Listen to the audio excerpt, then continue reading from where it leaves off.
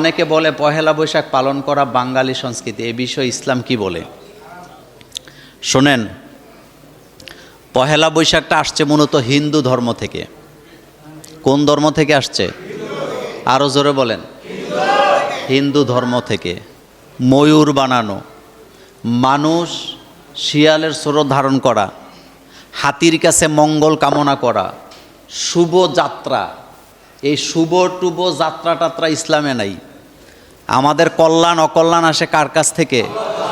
ওয়াল কাদরি খাইরিহি ওয়াশাররিহি মিনাল্লাহি তাআলা ওয়াল বাসি বাদাল মাউত। আমার জীবনের কল্যাণ অকল্যাণ সবটা কার হাতে?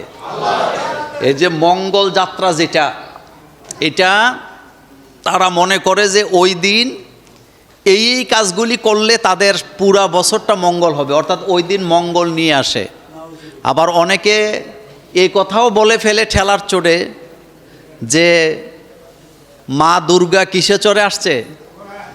গজে গজে চড়ে আসছে। হাতির মধ্যে কল্যাণ নাই, একটা কথা মনে রাখবেন। কল্যাণ কে দেয়? শিয়ালের মধ্যে কল্যাণ আছে? পহেলা বৈশাখে যারা পান্তা ইলিশ খায়, অথচ লোকটা বড় লোক।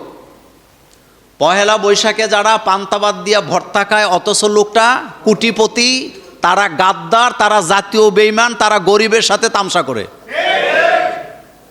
হেতে সারা বছর মরিচ পোড়া দিয়া ভাত খায় না, পেঁয়াজ দিয়া খায় না, পান্তাবাদ তো খাই না, ভাত ফেলে দেয়। হেতে নাকি পয়লা বৈশাখালে ইলিশ মাছ দিয়া পান্তাবাদ খায়। তো ইলিশ মাছের দাম কত বলেন? ইলিশ মাছের দাম কম না বেশি? এই যে পহেলা বৈশাখ আসতেছে, আপনি ইলিশ মাছ কিনতে পারবেন?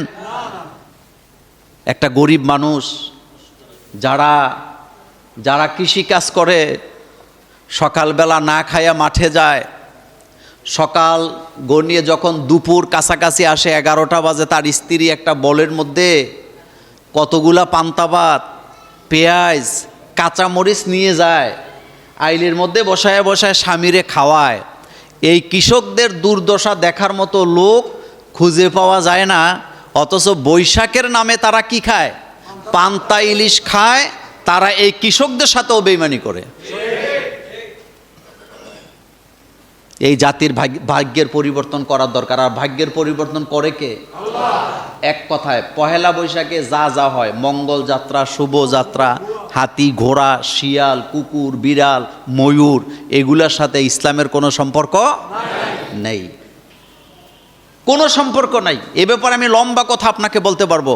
হযরতে আলী রাদিয়াল্লাহু তাআলা আনহু এই ব্যাপারে কঠোর ছিলেন, কোনো দিবস পালন করা যাবে না। সুতরাং এই মঙ্গল যাত্রা পহেলা বৈশাখে অন্তত আমাদের ছেলে মেয়েগুলো যেন এ ধরনের কোনো কাজ না করে। একটা বছর চলে গেছে, আরেকটা বছর শুরু হয়েছে, আমার মধ্যে অনুশোচনা আসার দরকার যে আমি গত বছরটা কিভাবে কাটাইলাম, কতটুকু গোলামি করে কাটাইলাম, সেই অনুশোচনা থেকে তাওবা করার দরকার। এতে কোনো আপত্তি নেই। আল্লাহ যেন আমাদের এই জাতিকে বুঝার তৌফিক দান করেন, আমরা বলি আমিন।